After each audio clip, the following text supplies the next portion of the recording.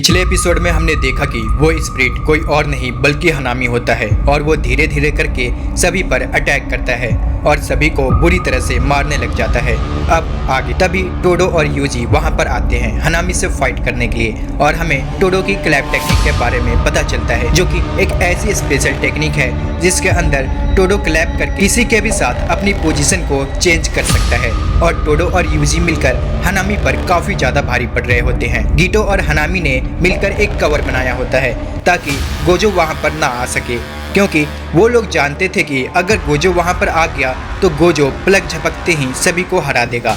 लेकिन कुछ देर बाद हम लोग देखते हैं कि वो कर्टन जो गोजो को रोकने के लिए वहां पर बनाया गया था वो हट जाता है और अब गोजो हवा में उड़कर अपने दुश्मनों के लोकेशन को ढूंढने लगता है। अब इसके बाद हनामी को मारने के लिए गोजो एक बड़ा सा लॉन्ग रेंज अटैक करता है जिसका नाम था होलो टेक्निक पर्पल। और ये टेक्निक इतनी ज्यादा खतरनाक थी कि हनामी की आधी बॉडी डिस्ट्रॉय हो जाती है, पर हनामी जिंदा बच निकला था। इसी बीच माहितो स्कूल के अंदर उन फिंगर्स को चुरा लेता है और उन 6 फिंगर्स के साथ साथ उसने 3 डेथ पेंटिंग भी चुरा ली थी। अब इस पूरे इंसिडेंट के बाद गोजो को एक चीज तो समझ आ गई थी, इन सभी के बीच एक खबरी छुपा हुआ था जो कि इन कर्सेस को सारी इंफॉर्मेशन दे रहा है और इनका गुडविल इवेंट भी कैंसिल कर दिया जाता है। लेकिन टोटो कहता है कि ना भाई, हमें इस कंपटीशन को जारी रखना चाहिए अभी। और दूसरे दिन ये लोग सब मिलकर बेसबॉल मैच खेलते हैं। ये गोजो का आइडिया था जिसमें यूजी आराम से अपनी टीम को जितवा देता है। और इस तरफ टोक्यो स्कूल के प्रिंसिपल क्योटो स्कूल के प्रिंसिपल को बात करके मना लेते हैं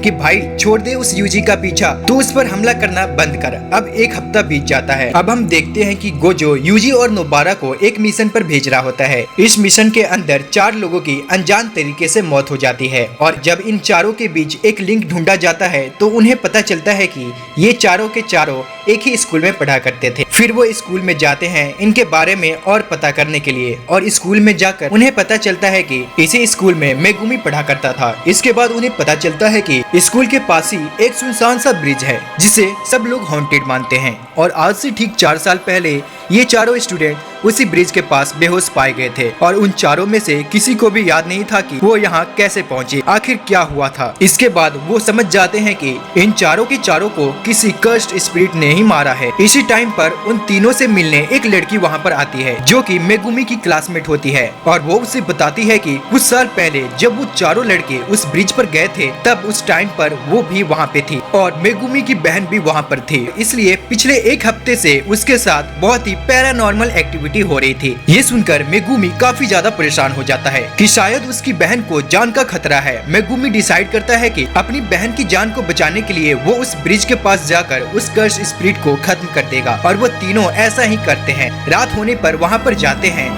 जहाँ वो एक बैरियर के अंदर फंस जाते हैं और वहाँ पर उन्हें एक अजीब सा कर्स्ड स्पिरिट नजर आता है और मेगुमी यूजी और नोबारा दोनों को उस बैरियर से बाहर फेंक देते हैं और तभी मेगुमी के सामने वही कर्स्ड स्पिरिट आ जाता है जिसने उन चारों को मारा था। और हमें पता चलता है कि यहाँ पे सभी के सभी स्पिरिट्स स्पेशल ग्रेड के कर्सेस हैं और ये जो सबको मार रहा है इसने सुकुना की उंगली खा रखी है। इसके बाद मेगुमी उसे मारने के लिए अपना एक डोमेन एक्सपेंशन क्रिएट करता है और उसकी हेल्प से वो उस कर्स स्पिरिट को खत्म कर देता है।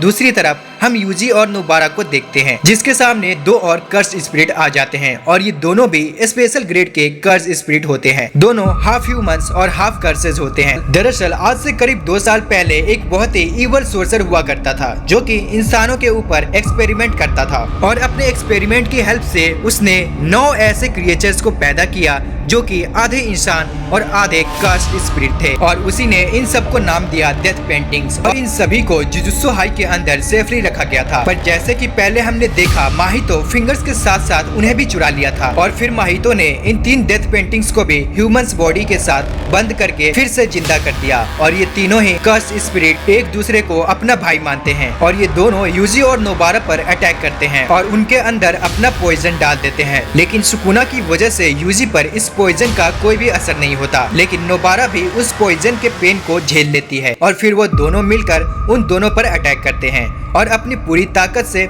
उन दोनों को खत्म कर देते हैं। इसके बाद मेगुमी वहाँ पर आता है उन दोनों से मिलने और वो यूजी के हाथ में सुकुना के फिंगर्स देता है ताकि वो उसे संभाल के रखे। लेकिन जैसे ही यूजी उसे पकड़ने लगता है तो सुकुना यूजी की बॉडी के जरिए उस फिंगर को खा लेता है। अब जुजुत्सु हाई में ये न्यूज फैल जाता है कि इन तीनों ने स्पेशल ग्रेड वाले कर्सेस को मारा है और गोजो भी काफी खुश होता है। इसके बाद तोडो यूजी, नोबारा और मेगुमी के लिए उस बूढ़े प्रिंसिपल से सिफारिश भी करता है उन्हें ग्रेड 1 का सोर्सेस बना देना चाहिए और गोजो अपनी एक फैन मिमी को रिश्वत देता है जो कि माकी और पांडा की सिफारिश करती है फर्स्ट ग्रेड सोर्सेस बनाने के लिए। इस तरफ यूजी को रियलाइज होता है कि वो चारों लोग जिन्हें हमने अभी पहले देखा था वो यूजी की वजह से ही मरे थे। ना वो सुकुना की फिंगर्स खाता, ना ही वो ब्रिज वाला कर्स एक्टिवेट होता और ना ही फिर वो कर्स स्पिरिट उन चारों को मारती, जिसकी वजह से यूजी को काफी बुरा महसूस होता है। अब इसके बाद ये तीनों शॉपिंग करने के लिए निकलते हैं और तभी इन्हें गोजो का कॉल आता है जो इन तीनों को एक टॉप सीक्रेट मिशन पर जाने के लिए बोलता है और वो तीनों इसके लिए पूरी तरह से तैयार थे। तो गाइस, इसके बाद कहानी 2006 से शुरू होती है और हम गीतो को एक गली में जाते हुए देखते हैं और उसे एक कर्स स्पिरिट दिखाई देती है और गीतो उसे एक्सरसाइज करके उसे एक गोले में बदल देता है और उसे अब्जॉर्ब कर लेता है।